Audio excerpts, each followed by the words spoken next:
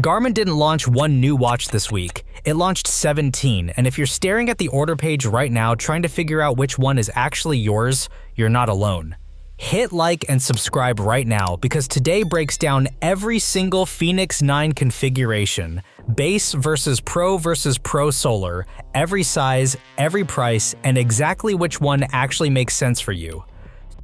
Start with the structure, because Garmin didn't organize this launch the way most people expect.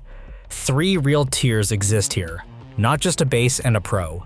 The standard Fenix 9 sits at the bottom with 3 total configurations, 1 per size, 43, 47, and 51 millimeters, AMOLED display only, no satellite connectivity at any size, and a choice between titanium or carbon DLC finish depending on size.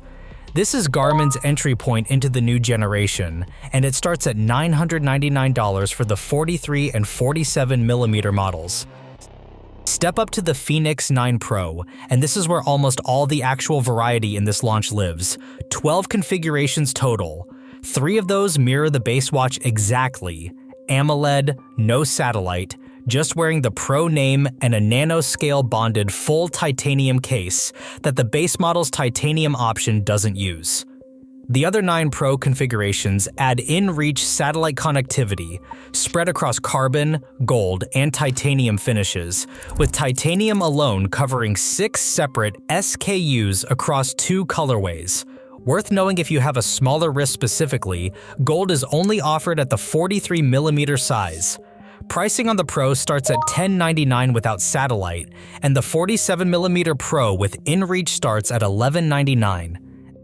At the very top sits the Fenix 9 Pro Solar inReach, and this one narrows the choice down fast. Only 2 configurations exist, 47 and 51 millimeters, both in a single titanium pebble gray finish. There's no 43mm solar option at all this generation, so if you have a smaller wrist and specifically want solar charging, that combination simply doesn't exist right now. The most expensive standard configuration in the entire lineup, the 51mm Pro with inReach, lands at $1299, notably lower than some of the early estimates floating around before launch, including a number we mentioned in our last video that turned out to run a bit high once official pricing actually landed. Now, here's the satellite question everyone actually cares about. inReach is exclusively a Pro tier feature, a $100 add-on available on any Pro size or display type, but it is never available on the base Fenix 9 at any price, and using it requires an active inReach subscription on top of the hardware cost. That part hasn't changed from previous Fenix generations. What is genuinely new this time is that the smallest 43mm size can finally get satellite messaging through the Pro inReach configuration, something the smallest Fenix 8 size never offered at all. Battery life is where the tiers actually separate themselves in a way that matters day to day. The largest standard Fenix 9, the 51mm base model, claims up to 29 days in smartwatch mode. Step up to the 51mm Fenix 9 Pro AMOLED, and that climbs to 31 days. But the real outlier is the Pro Solar, where the 51mm version claims up to 57 days in smartwatch mode, nearly double the AMOLED Pro, because that model trades the brighter always-on display for a solar charging MYP panel built specifically for multi-week expeditions.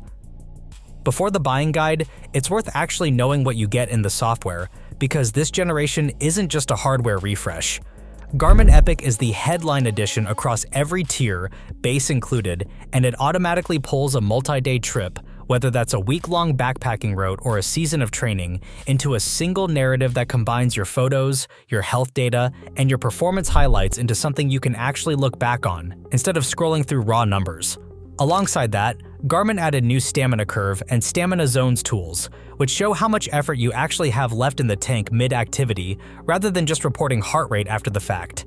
And perspective view maps, a genuinely new way of rendering terrain that's meant to make route finding easier in complex trail networks. None of those 3 features require the Pro tier. They're standard across the whole Fenix 9 lineup. What is exclusive to the Pro inReach model specifically is satellite weather, letting you check conditions from off-grid, and a new feature called Garmin Locate, which lets one chosen emergency contact request your exact position without needing you to actively send it yourself. If you're the kind of person whose family worries when you're out of cell range for a few days, that single feature might be worth the Pro inReach price jump on its own.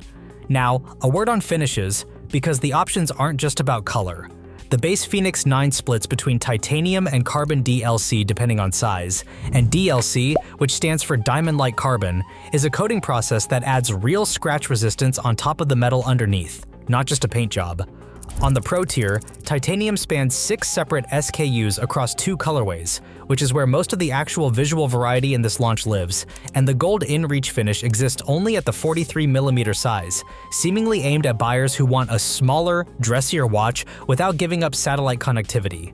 If you've been eyeing a specific color combination, it's worth checking which tier and size that finish is actually tied to before you commit, since not every color exists at every size the way earlier Fenix generations sometimes allowed.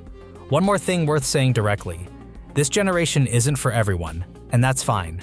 If you bought a Fenix 8 or Fenix 8 Pro within the last year, the honest advice is to skip this cycle entirely. The core hardware most people actually rely on day to day, the heart rate sensor, the fundamental GPS accuracy, carried over largely unchanged, and the new software features, Garmin Epic, Stamina Curve, Perspective View Maps, are very likely coming to the Fenix 8 line through a firmware update rather than staying locked to new hardware, the way Garmin has handled software rollouts in past generations. Save your money unless satellite on a smaller wrist or that Pro Solar battery life specifically solves a real problem you have right now. A few details worth knowing before you decide.